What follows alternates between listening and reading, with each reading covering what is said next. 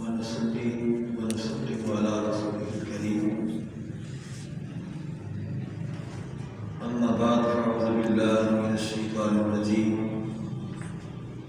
بسم الله الرحمن الرحيم.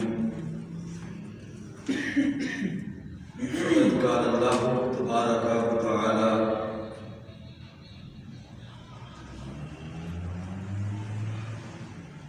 في الكلام المجيد والفرقان الحميد: ألا إن أولياء الله لا خوف عليهم ولا هم يحزنون.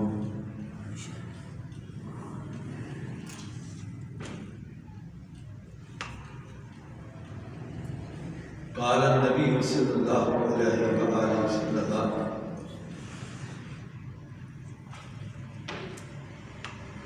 إن الله تعالى يحب فلانا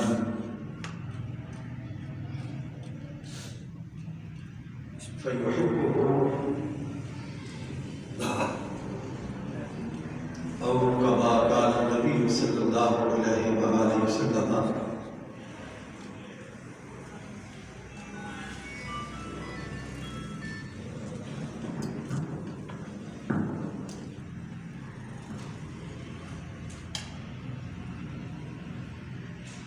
فقال الله تبارك وتعالى في شان حبيبه مخبرا وآمرا: إن الله وملائكته يصلون على النبي يا أيها الذين آمنوا صلوا عليه وسلموا تسليما. الصلاة والسلام عليك يا سيدي يا رسول الله وعلى آلك وأصحابك يا سيدي يا حبيب الله. الصلاة والسلام عليك يا سيدي يا رحمة للعالمين وعلى آلك وأصحابك يا سيدي يا محبوب رب العالمين. الصلاة والسلام عليك يا سيدي يا رحمة للعالمين وعلى آلك وأصحابك يا سيدي يا خاتم النبيين والمرسلين والحمد لله رب العالمين. رب اشرح لي صدري ويسر لي أمري واحلل عقدة من لساني يفقهوا قولي. مولاي صل وسلم دائما أبدا على حبيبك خير خلق كلهم. اللہ کی حمد و ثنا حضور وجہ تخلیق کائنات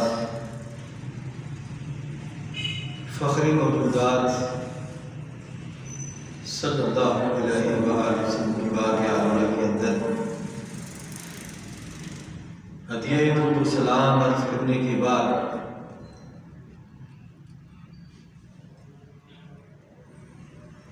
آج بھی شان اولیاء کے موضوع پہ چند باتیں عرض کرنے کی جسارت کر رہا ہوں. اللہ رب العزت بارگاہ میں دعا کروں کہ اللہ کریم مجھے حق بیان کرنے کی اور ہم سب کو سن کے حق پہ عمل کرنے کی اللہ کریم توفیق عطا فرمائے.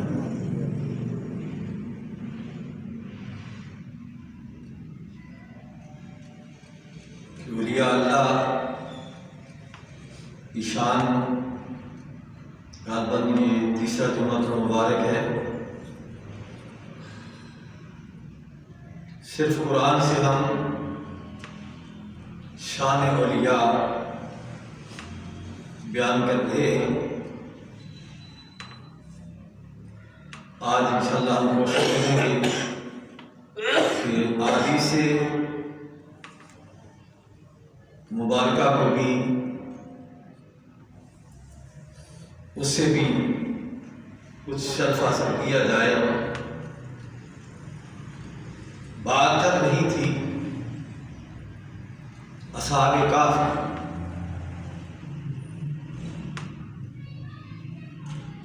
یہ بنی اسرائیل کے اولیاء میں سے تھے،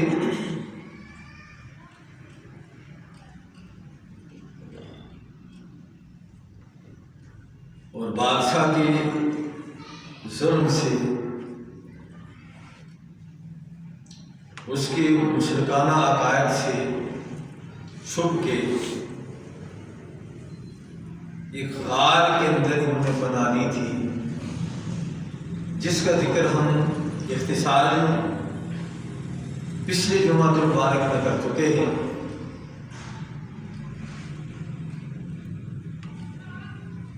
کہ جب کوئی کسی کے ساتھ جڑ جاتا ہے، استقامت دکھاتا ہے،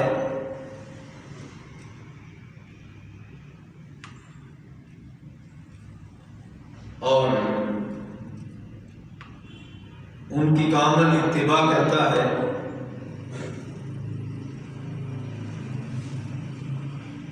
محبت کے اندر ثابت قدم رہتا ہے، تو پھر اللہ تعالیٰ اس سے، جن سے وہ محبت کرتا ہے، جن کی مطابقت اختیار کر رکھی ہے، جب ان کی محبت کے اندر وہ استقامت دکھاتا ہے تو اللہ تعالیٰ اس سے ان بندوں کی صحبت عطا فرما دیتا ہے۔ اللہ کریم نے اپنی لائق کتاب کے اندر اپنے ان پاک بندوں کے ساتھ اس کتے کا بھی ذکر فرمایا جو اصحاب کہف کی سنگت اختیار کیے ہوئے تھے۔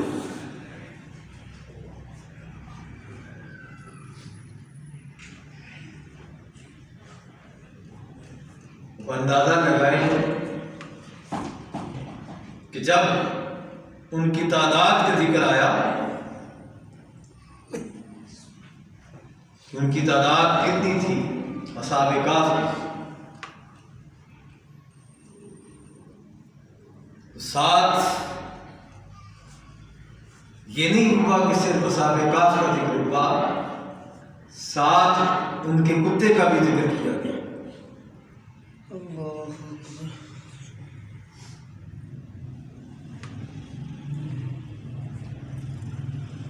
کہیں کوئی شخص کسی کے بلاوے پہ، دعوت پہ کہیں جائے تو میزبان پوچھے گا آپ کتنے ہیں،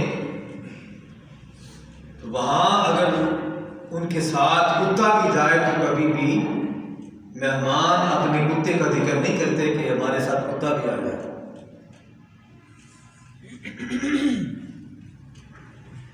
اللہ کی شان بے نیازی دیکھیں کہ رب کائنات نے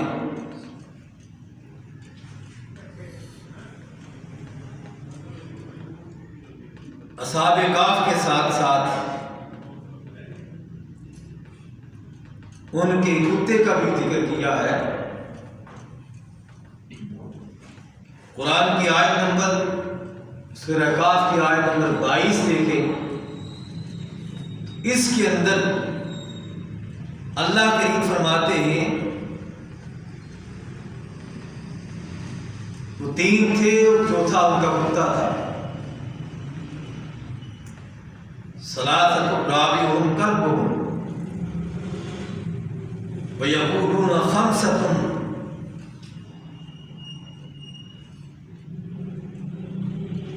بعض کہیں گے وہ 5 تھے اور چھٹا ان کا کتا تھا۔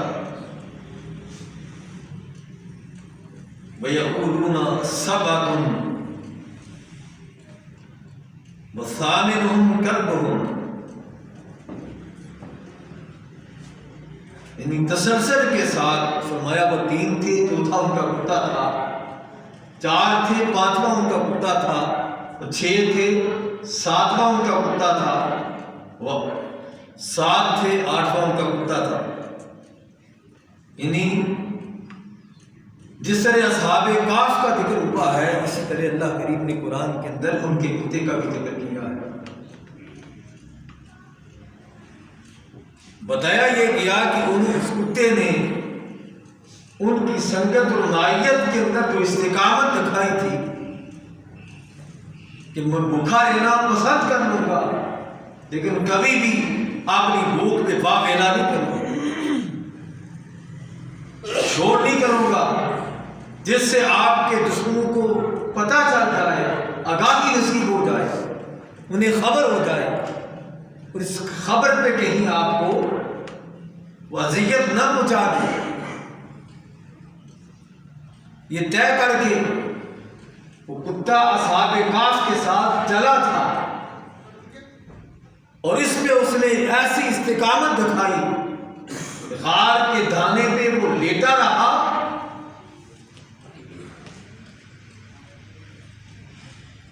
اور بھوک کی وجہ سے نہ وہ بھونکا نہ اس نے شور غوغا کیا، ثابت قدم رہا۔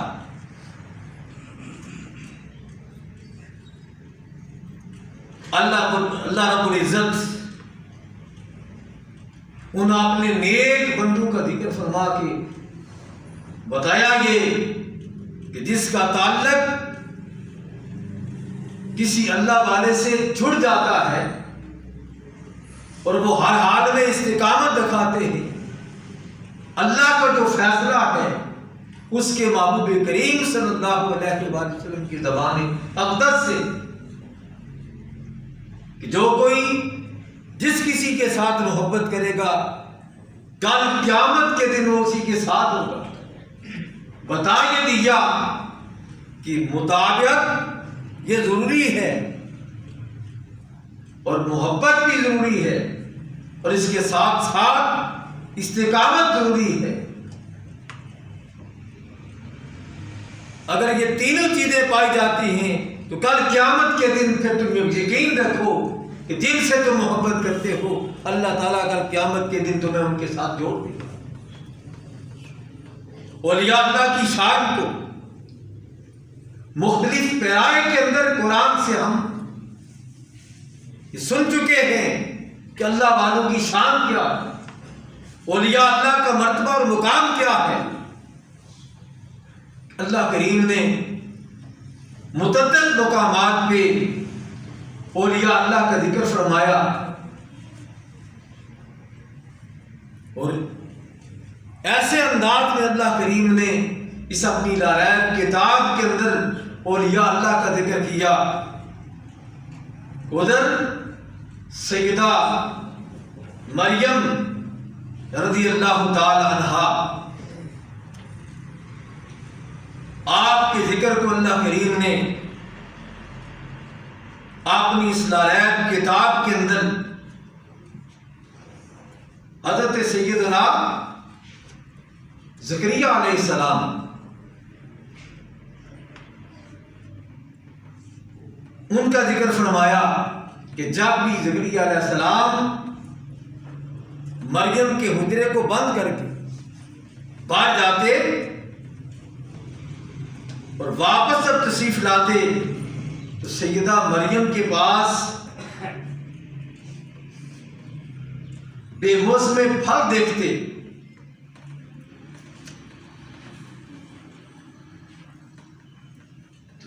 فرماتے یا مریم، قالا یا مریم انا لاکی ھذا، اے مریم یہ بے موسم پھل آپ کے لیے کہاں سے آئے ہیں؟ تو سیدہ مریم رضی اللہ تعالی عنہا جواباً عرض کرتی، قالت هو من عند اللہ، یہ اللہ کی طرف سے ہیں جو اللہ کریم نے بے موسم پھل مجھے عطا کیے۔ اب زکریا علیہ السلام پیغمبر ہیں اور سیدہ مریم اللہ کی ولیہ ہیں، اس مقام پہ سیدنا زکریا علیہ السلام بے موسم پھل دیتے اسی مقام پہ اللہ کی بارگاہ کے اندر دعا کرتے ہیں، ہنالک دعا زکریا ربہ، اسی جگہ زکریا نے اپنے رب سے دعا کی اور عرض کیا رب ہب لی من لدنک ذریۃ طیبہ، کہ باری تعالیٰ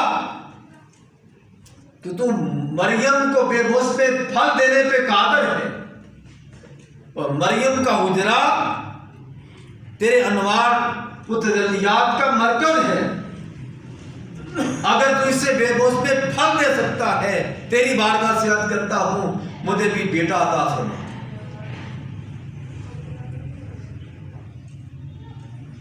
بیٹا بھی ذریۃ طیبہ، پاکیزہ بیٹا۔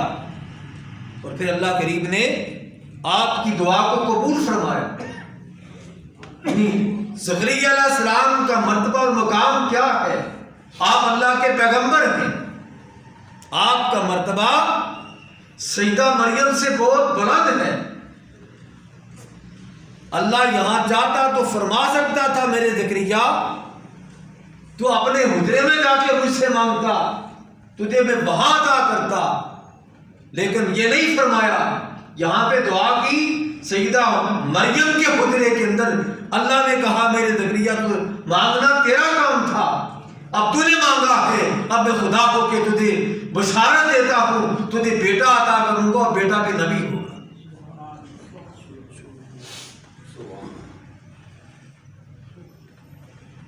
یعنی یہاں سیدہ مریم کی شان عظمت بھی بیان کی کہ اللہ کریم اولیاء اللہ کو کن کن شانوں سے نوازتا ہے، بے موسم پھل عطا کرتا ہے۔ پھر اس سے پہلے ہم پڑھ چکے ہیں سورہ نمل کے اندر کہ اللہ کریم نے اپنے ولی کو کس شان سے نوازا کہ اللہ کا پیغمبر ارشاد فرماتا ہے، مطالبہ کرتا ہے، اس مطالبے پہ ایک جن عرض کرتا ہے کہ میں اس تخت کو لاؤں گا، میں بڑا طاقتور ہوں، میری بڑی قوت کا چرچا ہے۔ اس کے اندر اس کی انانیت تھی، اسے حضرت سلیمان علیہ السلام نے قبول نہ فرمایا۔ پھر وہ شخص کھڑا ہوا جس کے پاس اللہ نے کتاب کا علم عطا فرما رکھا تھا، میں لاؤں گا۔ یہاں بھی ولی کی کرامت اللہ بیان کر رہا ہے قرآن کے اندر کہ ولی کی کرامت دیکھیں کہ اللہ کریم نے اپنے ولی کو کس شان سے نوازا کہ ہزاروں میل کی مسافت ہے، بڑا بھاری تخت ہے، لمبا چوڑا ہے، اونچائی بھی بہت زیادہ ہے، لیکن اللہ کا ولی عرض کرتا ہے کہ میں لاؤں گا، اور اللہ بیان کرتا ہے کہ اللہ کے ولی نے جو کچھ کہا وہ کر دکھایا، اور کرنے کے بعد تکبر نہیں کیا کہ میں لایا ہوں۔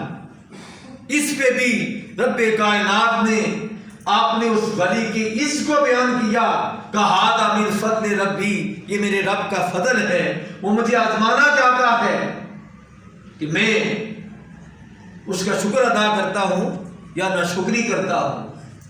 جو کچھ ہوا ہے اللہ کے فضل سے ہوا ہے، اللہ کے دیے ہوئے سے ہوا ہے، جو اللہ کریم نے مجھے شان عطا کی ہے، جو کرامت عطا کی ہے، یہ اللہ تعالیٰ کی دی ہوئی کرامت سے ایسا ہوا ہے۔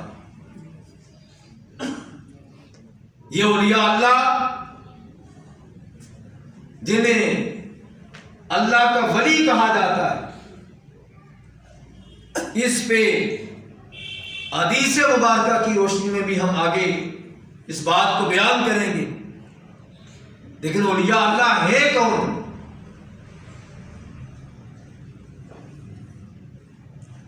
اولیاء اللہ کے متعلق اللہ کریم نے جو بیان فرمایا، ان اولیاءہ الا المتقون،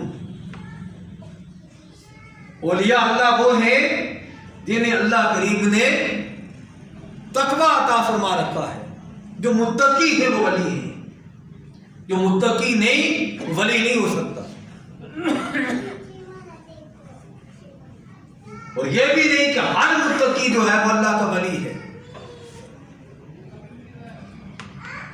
ان اولیاءہ الا المتقون، کہ اللہ کریم نے فرمایا نہیں ہے اللہ کے دوست مگر وہ جنہیں اللہ نے تقوی عطا فرما رکھا ہے، جو متقی ہے، پرہیزگار ہے، تقوی اختیار کیے ہوئے ہیں. اس کا یہ مطلب ہرگز نہیں کہ ہر تقوی والا وہ اللہ کا ولی ہے. جس طرح عرف عام کے اندر ہر انسان کو حیوان کہا گیا ہے، کہ ہر انسان حیوان ہے، اور یہ نہیں ہو سکتا کہ ہر حیوان جو ہے وہ انسان ہے. حیوان کا معنی یہ ہے زندگی رکھنے والا.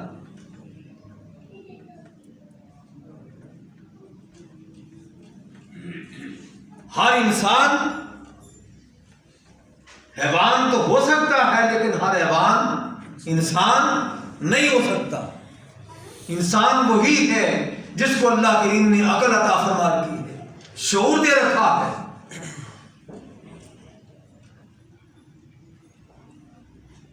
اس کی ایک اور مثال میں عرض کرتا ہوں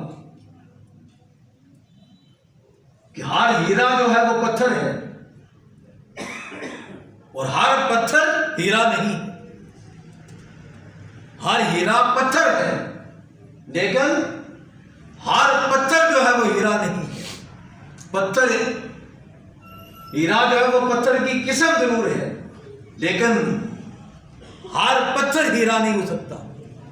اسی طرح ہر متقی ولی نہیں ہو سکتا. ہاں، ولی کے لیے ضروری ہے کہ وہ متقی ہو، تقوی کا حامل ہو، پرہیزگار ہو، وہ جھوٹ بولنے والا نہ ہو، غلط بیانی کرنے والا نہ ہو، دھوکہ دینے والا نہ ہو، اپنی انانیت کے اندر وہ مست نہ ہو، غیبت کرنے والا نہ ہو، چغلی کرنے والا نہ ہو، دوسروں کے عیب میں ڈولنے والا نہ ہو. یعنی وہ متقی ہو، پرہیزگار ہو. آج ہر ایرا وغیرہ نتو خیرا وہ اپنے آپ کو اللہ کا ولی سمجھتا ہے کہ میں اللہ کا ولی. آج جتنا بڑا ٹھگ ہے وہ اتنا بڑا ہی اسے صاحب کرامت سمجھا جاتا ہے. جو جتنا بڑا دوسروں کی جیب پہ جس کی نظر جاتی ہے سمجھتے ہیں کہ یہ اللہ کا ولی ہے. اللہ کے ولی کی نگاہ فقط اللہ کی طرف ہوتی ہے، وہ کسی کی طرف نظر التفات کرتا ہے تو فقط اس لیے کہ وہ بھی اللہ کا بندہ بن جائے، اس کے اندر بھی تقویٰ آ جائے، اس کے اندر بھی اللہ کی محبت آ جائے. اللہ کے ولی کے لیے ضروری ہے کہ اس کے اندر اللہ کے لیے محبت پائی جائے. ولی کا معنی محبت ہے، ولی کا معنی قرب ہے، ولی کا معنی ہے کفارت کرنے والا. اور اللہ کا ولی تب بنتا ہے جب اس کی محبت فقط مولا کے لیے ہو، اللہ کے لیے ہو. جس سے وہ محبت کرنے کے لیے کہے اس سے بندہ محبت کرے. ولی کا معنی دوست اور مددگار کے معنی میں بھی آتا ہے. اللہ کا ولی اللہ کے عزت سے وہ مددگار بھی ہوتا ہے. جس طرح قرآن بیان کرتا ہے کہ سیدنا سلیمان علیہ السلام نے جب کہا کہ ملکہ بلقیس آ رہی ہے اس کے آنے سے پہلے پہلے اس کا تخت میرے پاس آنا چاہیے، اس میں میری کون مدد کرے گا؟ آپ حالانکہ اللہ کے ولی نبی ہیں، آپ نے امتی کو کہہ رہے ہیں، اللہ کے ولی کو کہہ رہے ہیں، اور اس معاملے میں اللہ کے ولی نے حضرت سیدنا سلیمان علیہ السلام کی مدد فرمائی تو کیا ہوا؟ تخت بلقیس کو آنن فانن آپ کی بارگاہ کے اندر لا کے کھڑا کر دیا۔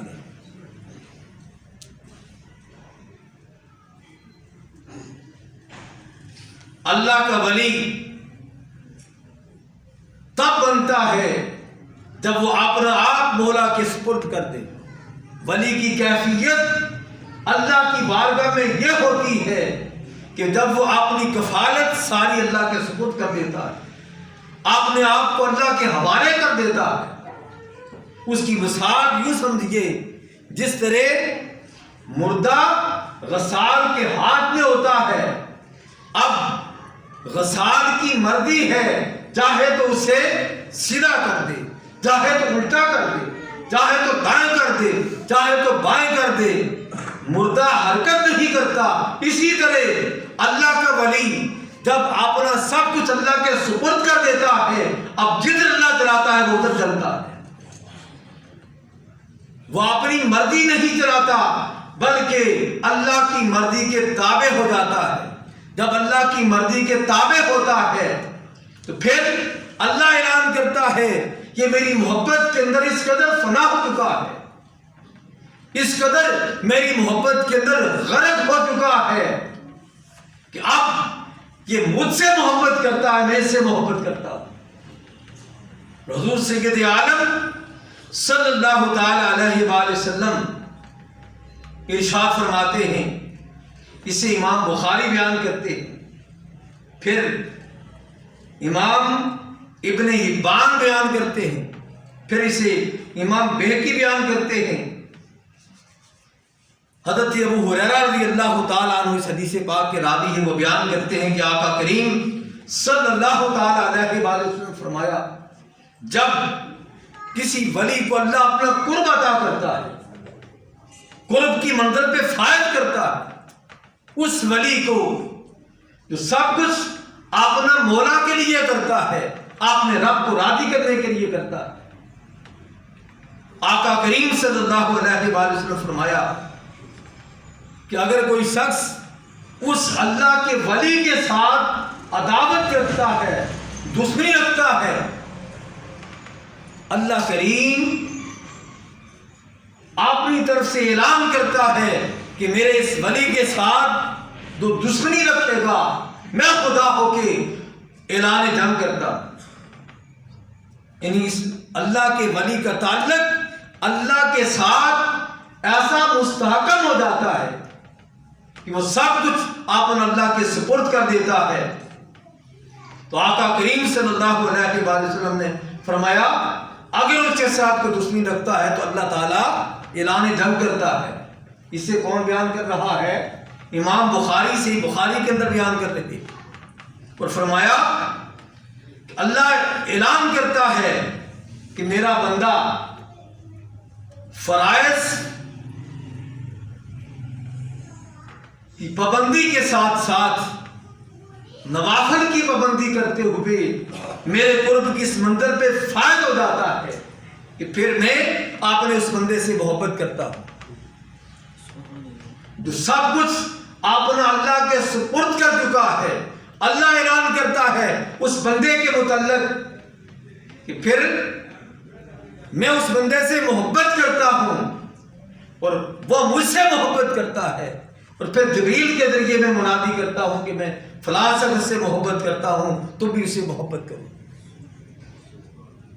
اللہ فرماتا ہے کہ پھر وہ میرا قرب حاصل کرتا رہتا ہے یہاں تک کہ اللہ تعالیٰ فرماتا ہے میں اس کے کان بن جاتا ہوں جن سے وہ سنتا ہے۔ اب وہی بات اس کے لیے ہزاروں میل کی مسافت کوئی اہمیت نہیں رکھتی۔ ہزاروں میل کی مسافت سے اس اللہ کے ولی کو اگر کوئی آواز دیتا ہے تو ہزاروں میل کی مسافت پہ وہ اللہ کا ولی اس کی آواز کو سنتا ہے، کیونکہ سماعت اس کی اپنی نہیں بلکہ وہ سماعت اللہ کہتا ہے، اس کے کان اس کے ہوتے ہیں لیکن اس کے کانوں پہ سماعت میری ہوتی ہے۔ وہی بات قرآن سے اس کی دلیل ہم پیش کر چکے ہیں کہ ہزاروں میل کی مسافت پہ تخت بلقیس پڑا ہوا تھا۔ حضرت آسم میں برخیار کرتے ہیں میں لاتا ہوں، کتنی دیر میں لاؤ گے؟ عرض کیا آنکھ جھپکنے سے پہلے اس تخت کو آپ کے پاس لا کے کھڑا کر دوں گا۔ اب اٹھ کے گئے بھی نہیں، لیکن ہزاروں میل کی مسافت آن واحد کے اندر طے ہو گئی اور آنکھ جھپکنے کی دیر تھی، تخت آپ کے سامنے پڑا ہوا تھا۔ قرآن بیان کرتا پھر اللہ تعالیٰ فرماتا ہے کہ جب میں کسی بندے سے محبت کرتا ہوں تو میں اس کے ہاتھ بن جاتا ہوں جن سے وہ پکڑتا ہے۔ ہوتا بندہ ہے لیکن اس کی ہاتھوں پہ گرفت اللہ کی ہوتی ہے، پکڑ ڈبے کائنات کی ہوتی ہے کہ وہ وہاں سے اٹھ کے جاتا بھی نہیں، ہزاروں میل کی مسافت آنے واحد کے اندر طے ہو جاتی ہے۔ اسی حدیث پاک کا مفہوم انشاءاللہ العزیز آئندہ جمعۃ المبارک کے موقع پہ ہم بیان کریں گے۔ اللہ کریم کس طرح اپنے بندوں کو اپنا قرب عطا فرما کے اس قرب کی منزل پہ بٹھاتا ہے اور وہ کس شان سے انہیں نوازا جاتا ہے۔ اللہ کے حضور دعا ہے اللہ ہمیں قرآن و حدیث کو پڑھنے کی توفیق عطا فرمائے۔ واہ